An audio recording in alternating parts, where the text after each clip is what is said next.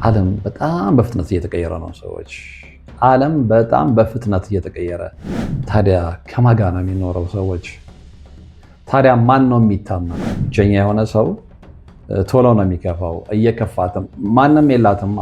እውነተኛ ማንነታችን ሌላ፣ ሰው ፊት ስንቀርብ የምናሳየው ማንነት ሌላ። የበለጠ ውስጧ እየፈራ መምጣት ይጀምራል። እነዚህ ሰዎች ጉድ እንዳያደርጉኝ በሚል ነው። ነገር የተቀየረ ነው። ከውጭ እንደሚታየው አይደለም። ሞከረች አልቻለችም። እንባዋን ፈንጥቃ ለአንዴና ለመጨረሻ ጊዜ ሰው በቃኝ ብላ አልመለስም ብላ ኢቨን ቤተሰቦቿን እንኳን እርግፍ አድጋትታ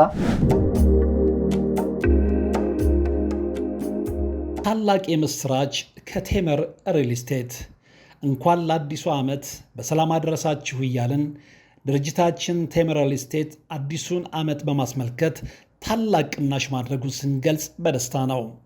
በአያት ሎሚያድ ከ50% በላይ በመገንባት ላይ በሚገኘው ሳይታችን ልዩ የ35% ታላቅ ቅናሽ አድርገናል።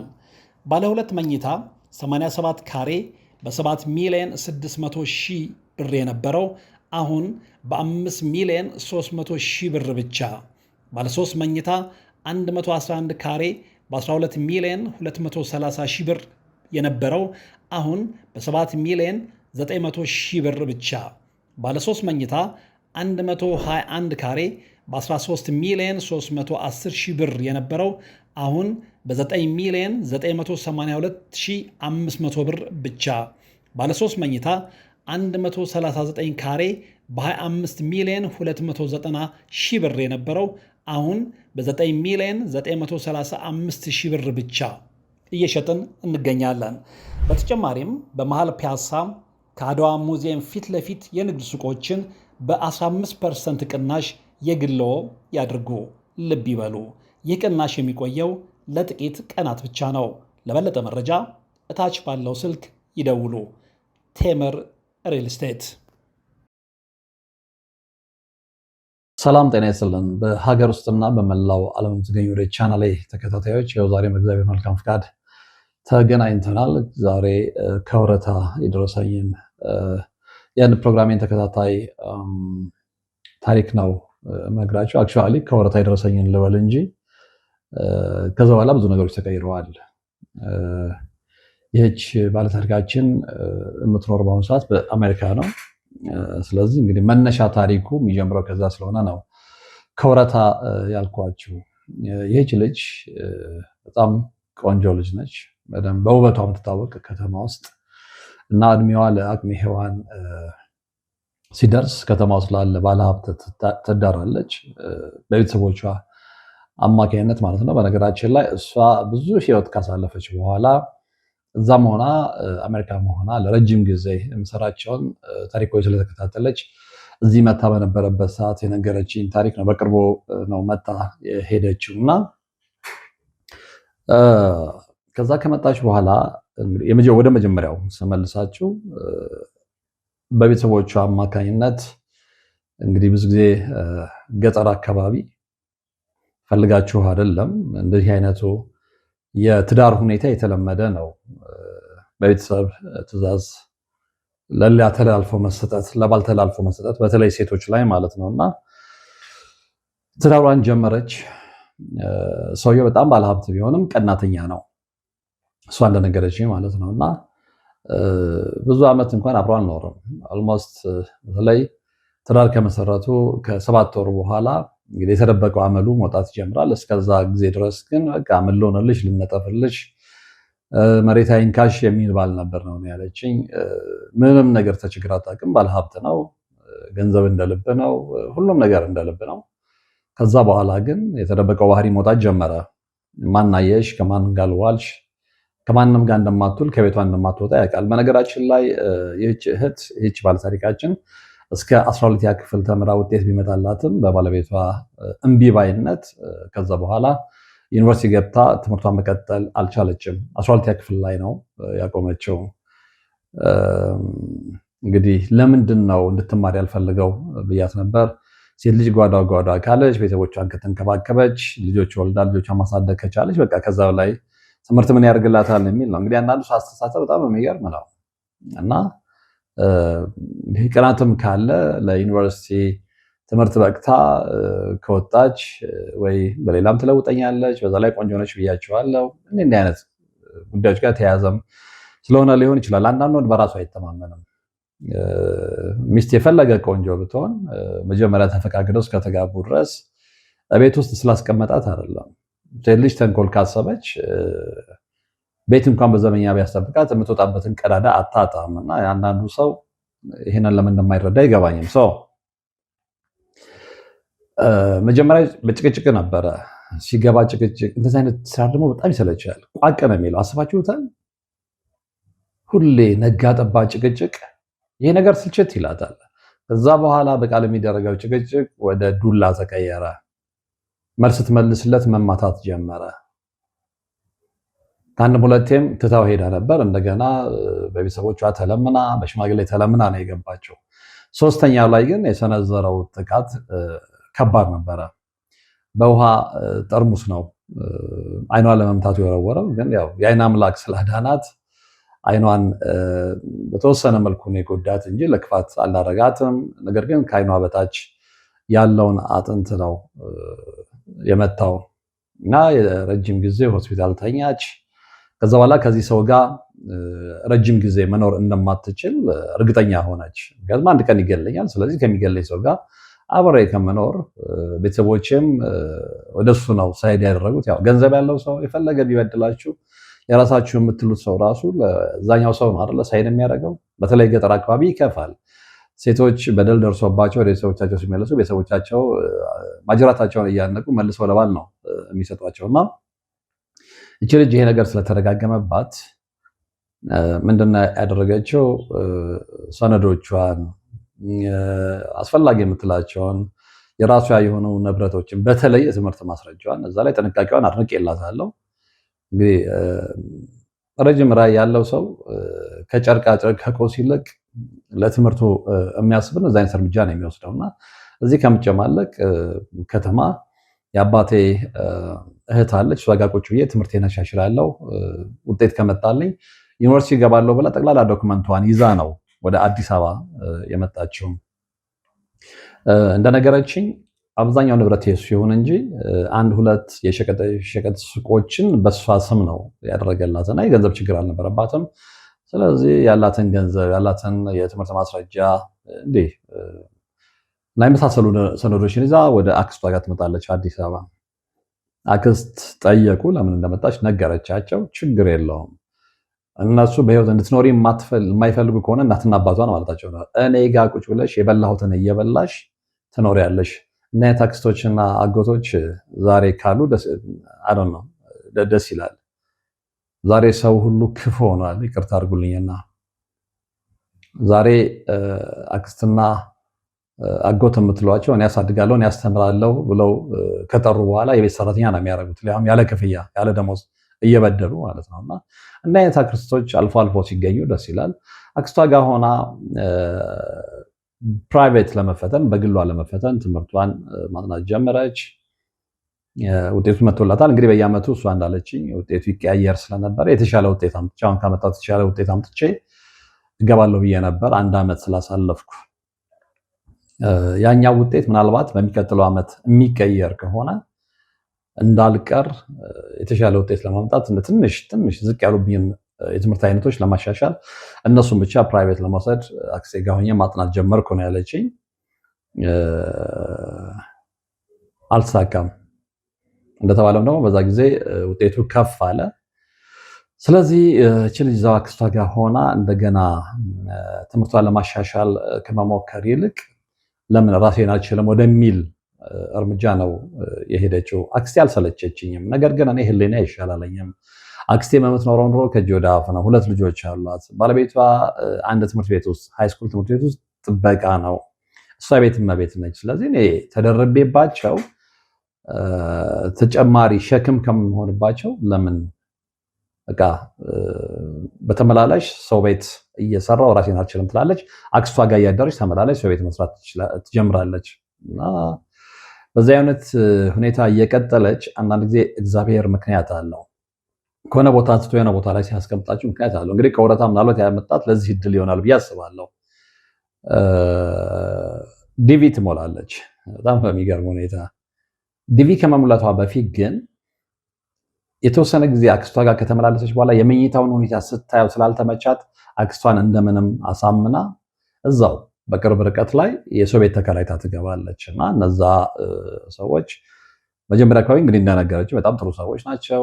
እንደ አንድ የቤተሰብ አባል ቁጥሯትና ቤተሰብ ያደርጓታል። እነሱ ጋር መኖር ጀምራለች።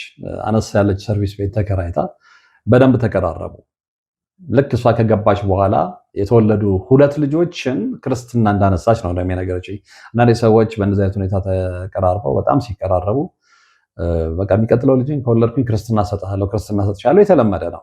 እችም ልጅ እዛ ሆና እየኖረች ያለች እሷ ከገባች በኋላ 2 ልጆች ተወልደዋል። 2 ልጆች ክርስትና ይሰጡታል። ስለዚህ የበለጠ ቤተሰብነታቸው ጠነከረ ማለት ነው። በዚህ መሀል ነው እንግዲህ ዲቪ የሞላችው።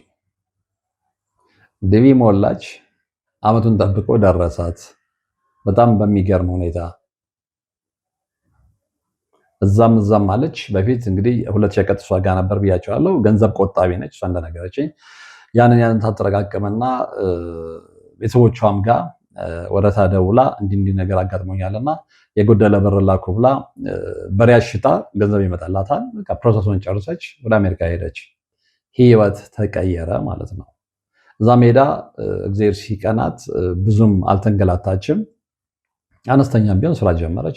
እንዲህ እያለች ራሷ አለወጠች። ኤኒዌይ አመታት አለፉ፣ ጠነከረች። ያኔ ደግሞ አሜሪካ እንዳሆኑ አይደለችም። በነገራችን ላይ ቆየት ያለ ታሪክ ነው የምነግራችሁ። ብዙ ጊዜ ታሪክን ስለምትከታተል አሁን አሜሪካ ከረጅም ዓመት በኋላ ከመጣች እስኪ የኔንም ታሪክ አቅርበው ብላ ነው የነገረችኝ እና ረጅም ዓመት በኋላ ነው ይህንን ታሪክ የምነግራቸው እና ከተፈጸመ ቆይቷል እላችሁ ፈልጌ ነው። የሰውን ክፋት ማሳየት ስለፈለክ ነው። በቃ በአጠቃላይ የሰው ክፋት እዚህ ደረጃ ደርሷል የሚለው ያው ብዙ ጊዜ ነግሬያቸዋለሁ እና አሜሪካ በደንብ መስራት ጀመረች፣ ገንዘቧን መቆጠብ ጀመረች እያለች ምንድነው አይ ዶንት ኖ ደግነቱ ይባል አይባል አላውቅም። ከዛ ባለሀብት ባለቤቷ ልጅ አልወለዱም እና ሳትወልድ ነው የተለየችው፣ ዱላው ሲበዛባት ማለት ነው። አሜሪካ ከሄደች በኋላ ብቻዋን ስለነበረች በቃ ዓላማና ዓላማ ያደረገችው እንደሆነ ብቻዬነት አላገባ። ከዛ በኋላ ባል ሁሉ ማግባት አስጠላኝ ነው የምትለው እንግዲህ እንደሷ አባባል እና እስከ መጨረሻውም ለእኔ ታሪኩን እስከነገረችበት ቀን ጊዜም ድረስ እንዳላገባች ነው የነገረችኝ። አሜሪካ ከሄደች በኋላ እነዚህም ቤተሰቦች ክርስትና ያነሳቻቸውን ልጆች ያው እንደ ልጆቿ ተቀብላለች። በቃ እኔ ባልወልድም ከዚህ በኋላ ባላገባም እነዚህ ልጆች ልጆቼ ናቸው፣ ስለዚህ እድሜያቸው ሲደርስ ፕሮሰስ ሞላላቸው እና ልጆቼ ናቸው ብዬ ወደ አሜሪካ እወስዳቸዋለሁ የሚል ነገር ለራሷ ቃል ትገባለች። ስለዚህ ቤት አከራይተዋት ለነበሩት ሰዎች ትነግራቸዋለች፣ ደስተኛ ይሆናሉ። ምክንያቱም እነሱም ይኖሩ የነበሩት ሚዲየም የሆነ ላይፍ ስለሆነ ይሄ ነገር ከተመቻቸማ ነገ ከነገ ወዲያ ህይወታችን ይቀየራል ነው። ስለዚህ የመጀመሪያው ልጅ ነው ሄደው ወንድ ነው። ክርስትና ካነሳቸው ቤተሰቦች መካከል የመጀመሪያው ልጅ ፕሮሰስ ጨርስና ትወስደዋለች። ከዛ በኋላ ሁለተኛዋ ልጅ ሴት ነች፣ ወንድሟ ይወስዳታል። ታሪኩን እዚህ ጋር ጠራጠር እያልኩ ነው እነግራችሁና በማሊያ ፕሮሰስ አለ። እንዲህ ያለ ስትመጣ ያከራዩት ሰዎች ጋር ነው የምታርፈው። ከዛ አንድ ሀሳብ ተካፍላቸዋለች። እንግዲህ እድሜ ቆሞ አይጠብቅም። ሰው ሀገር ደግሞ ሁሌ አልኖርም፣ ብቸኛ ነኝ፣ አላገባውም፣ ልጆች የሉኝም። ልጆቼ አድርጌ የተቀበልኩት የእናንተ ልጆች ነው፣ ክርስትና ልጆቼን ነው። ስለዚህ አንድ ቀን መጥቼ እማርፍበትን ቤት መስራት ፈልጋለሁ አዲስ አበባ ላይ። ቤትም ብሰራም ስመጣ አርፍበታለሁ እንጂ አብዛኛውን ጊዜ እንግዲህ ገዳም ማሳለፍ ነው የምፈልገው የሚል ሀሳብ ታነሳለች። በጣም ጥሩ ይሉና ሀሳቧን ይቀበሏታል። እነዛ ያከራዩት የነበሩ ቤተሰቦች ቦታ ፈልጉልኝ ትላቸዋለች።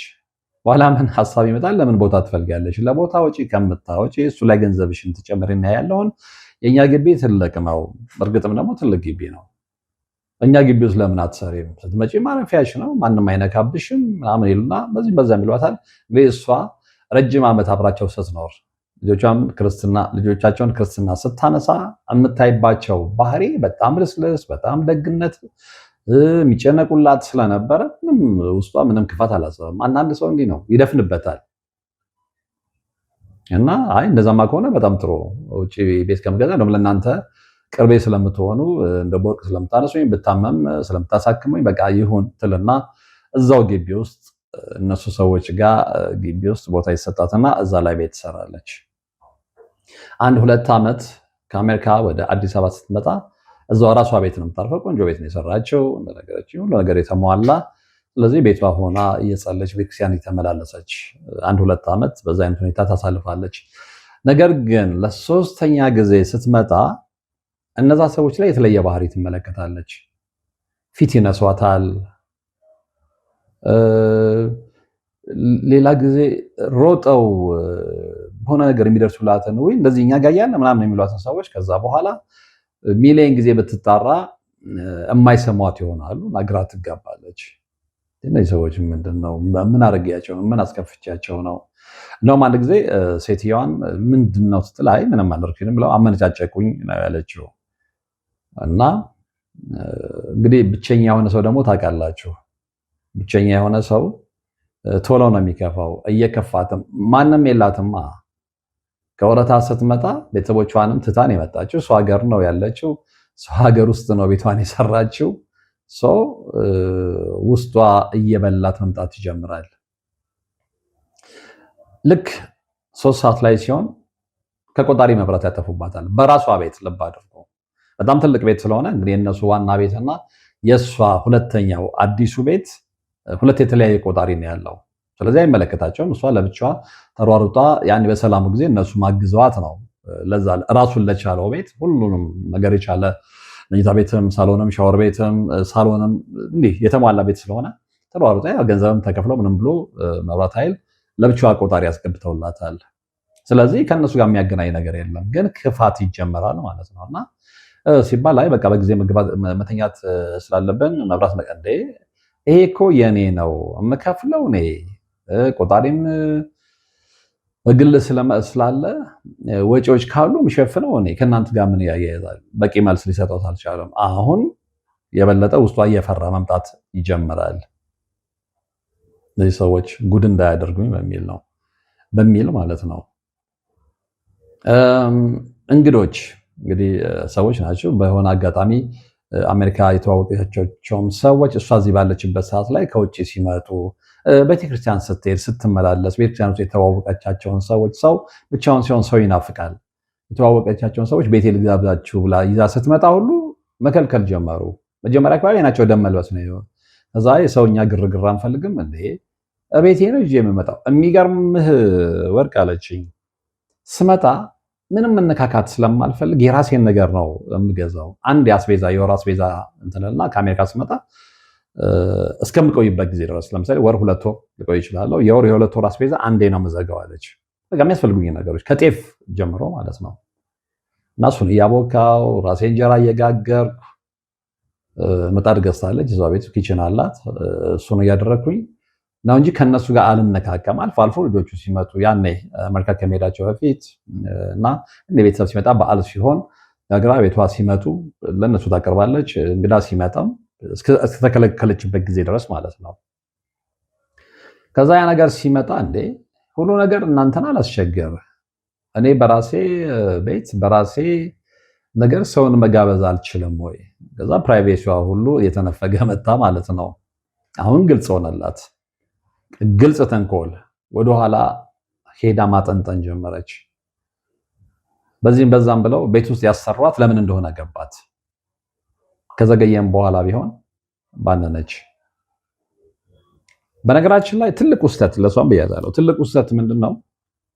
ያንን ቤት ስታሰራ እዛ ቤት ውስጥ ያ ቤት በሷ ስም አይደለም የተመዘገበው፣ በቤቱ ባለቤቱ ስም ነው የተመዘገበው።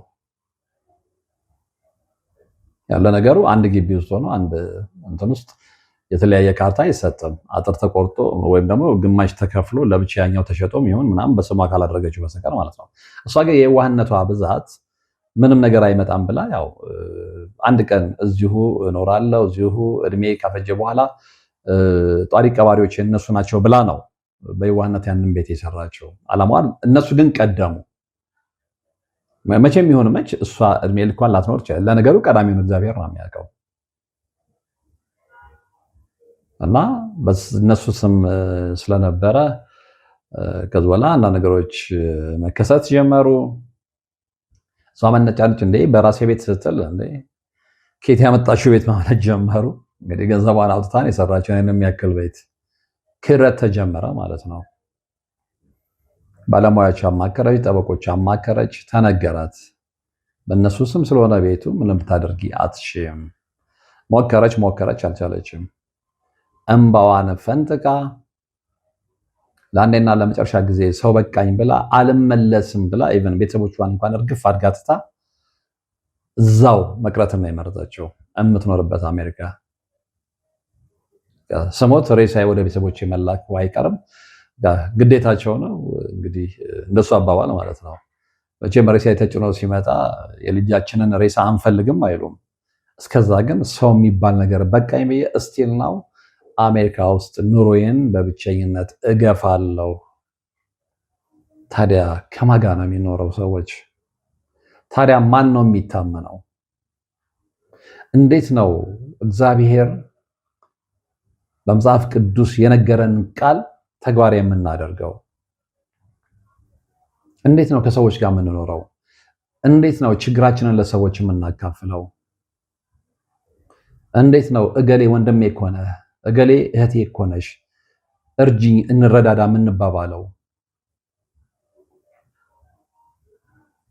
ዓለም በጣም በፍጥነት እየተቀየረ ነው ሰዎች። ዓለም በጣም በፍጥነት እየተቀየረ ልጆቻችሁን እንደ ልጅ ሁሉ ነገር አስተካክላ ወጪ ችላ ውጭ ሀገር ድረስ የወሰደች ምስኪን ሴትን ሰብ ሀገር መቅኔዋን ጨርሳ ላቧን አንጠፍጥፋ ባገኘችው ገንዘብ የሰራችውን ቤት በግፍ መንጠቅ ምንድን ነው የሚባለው? ርዕስ እናንተ ስጡት። በመሃላችን እንዲህ አይነት ክፉ ሰዎች አሉ። ከውጭ ሲታዩ ከነሱ ውጪ እግዚአብሔር ሰው የለም። ከውጭ ሲታዩ ከነሱ ውጪ ሰው የሚያከብር ሰው የለም። ሰዎች የሚያከብሯቸው ሰዎች ናቸው፣ ትልቅ ቦታ ያላቸው ናቸው። ግን ወደ ትክክለኛው እውነት ስንመጣ ግን የብዙ ሰው ነገር የተቀየረ ነው። ከውጭ እንደሚታየው አይደለም። አስመሳዮች ነን። አስመሳዮች፣ ደጋግሜ ስለ አስመሳይነት ተናግሬያለሁ። አስመሳዮች። እውነተኛ ማንነታችን ሌላ፣ ሰው ፊት ስንቀርብ የምናሳየው ማንነት ሌላ። ዓለም በአስመሳዮች የተሞላች ሆናለች፣ የእኛን ሀገር ጨምራ ማለት ነው።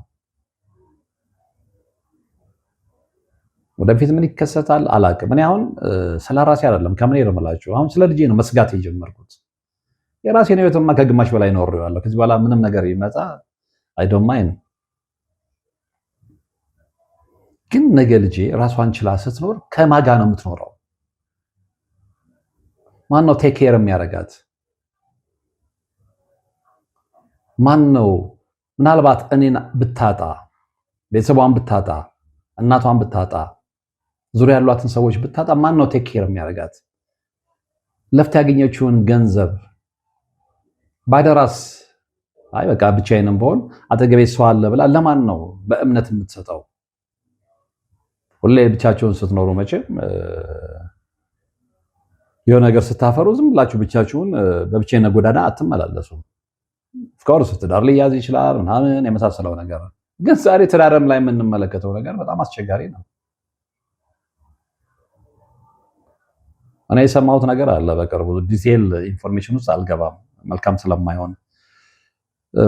ሴትዮዋ በጣም ባለሀብት ነች አሉ። ከባል ጋር ይጣላሉ።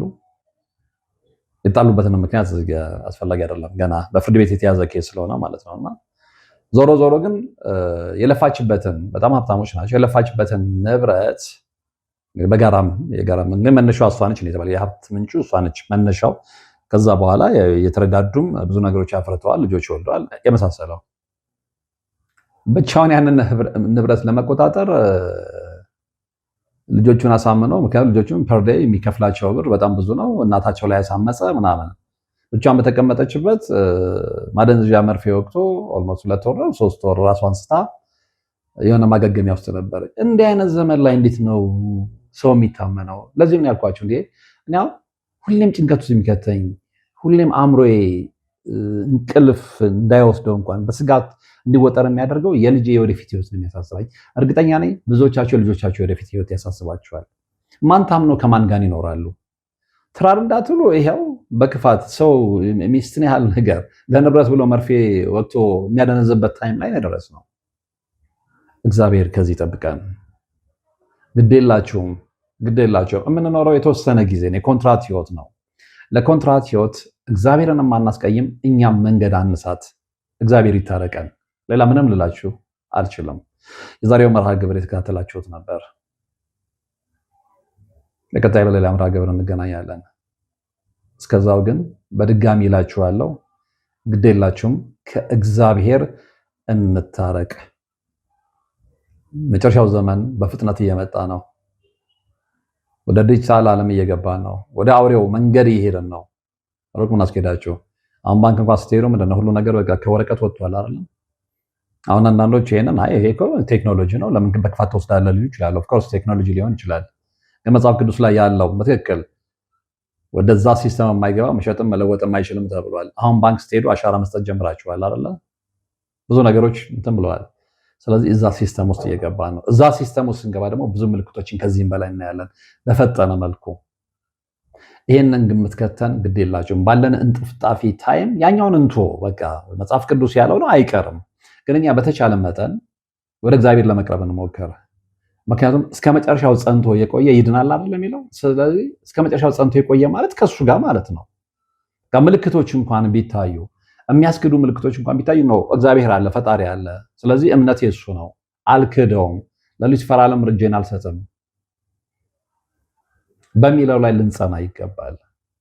ከባድ ዘመን ላይ ስለሆነን ማለት ነውና እንግዲህ እግዚአብሔር ልቦና ይስጠን ነው ምለው። ሌላ ምንም ማለት አልችልም። ደጋግሜ ብያቸዋለሁ። ኦልሞስት ወደ 500 ሰው ነው የቀረን 100 ሺህ ልንገባ። 500 ሰው በጣም ትንሽ ነው። እኔ አንዳንዴ ገርመኛል። በአንድ ጊዜ እኮ 2000 3000 ሰብስክራይብ ይደረጋል እና የኔ ተመልካቾች ለምን እንደጨከናችሁ እንግዲህ አላቅም።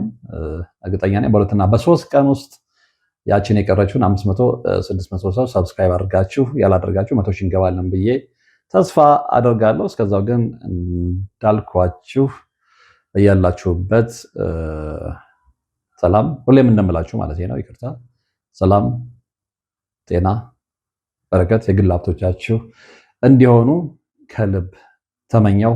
አበቃው። ታላቅ የምስራች ከቴምር ሪል ስቴት እንኳን ለአዲሱ ዓመት በሰላም አደረሳችሁ እያልን ድርጅታችን ቴምር ሪል ስቴት አዲሱን ዓመት በማስመልከት ታላቅ ቅናሽ ማድረጉን ስንገልጽ በደስታ ነው። በአያት ሎሚያድ ከ50% በላይ በመገንባት ላይ በሚገኘው ሳይታችን ልዩ የ35% ታላቅ ቅናሽ አድርገናል። ባለ 2 መኝታ 87 ካሬ በ7 ሚሊዮን 600 ሺህ ብር የነበረው አሁን በ5 ሚሊዮን 300 ሺህ ብር ብቻ። ባለ 3 መኝታ 111 ካሬ በ12 ሚሊዮን 230 ሺህ ብር የነበረው አሁን በ7 ሚሊዮን 900 ሺህ ብር ብቻ። ባለ 3 መኝታ 121 ካሬ በ13 ሚሊዮን 310 ሺህ ብር የነበረው አሁን በ9 ሚሊዮን 982500 ብር ብቻ። ባለ 3 መኝታ 139 ካሬ በ25 ሚሊዮን 290 ሺህ ብር የነበረው አሁን በ9 ሚሊዮን 935 ሺህ ብር ብቻ እየሸጥን እንገኛለን። በተጨማሪም በመሃል ፒያሳ ከአድዋ ሙዚየም ፊት ለፊት የንግድ ሱቆችን በ15% ቅናሽ የግልዎ ያድርጉ። ልብ ይበሉ፣ ይህ ቅናሽ የሚቆየው ለጥቂት ቀናት ብቻ ነው። ለበለጠ መረጃ እታች ባለው ስልክ ይደውሉ። ቴምር ሪል ስቴት